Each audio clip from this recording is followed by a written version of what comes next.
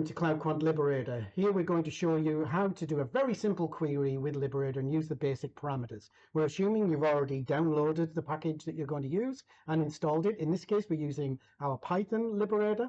So I'm going to import our Python library and I'm going to submit a query. This is a query. It's going to convert it to a pandas data frame. And the data set is called daily bars. With no other parameters, we get back around 11,000 rows of data, symbols from A through to Z, for the most recent trading day.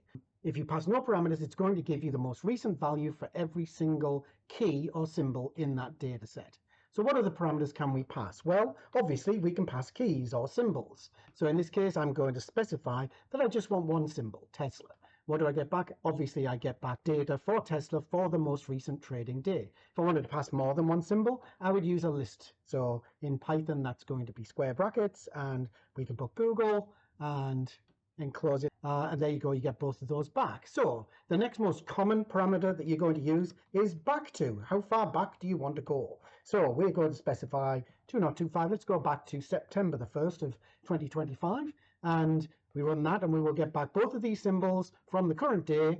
So the most recent data, 10/14, back to 09/02. Obviously, 09/01 was either a weekend or it was Labor Day. The next parameter that you're likely to use is the other end of the constraint, the as of.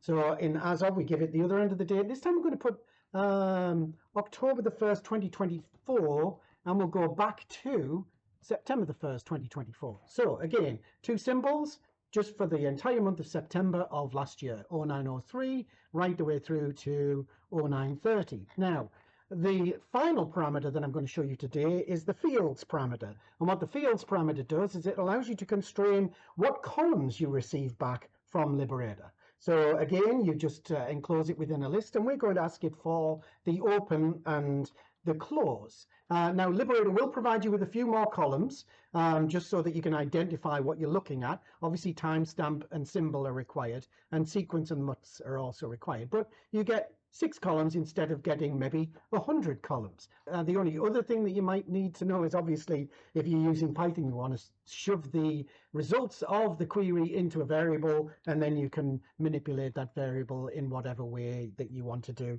in order to view the data. And that is basically your introduction to Liberator. Thank you very much. Have a lovely day.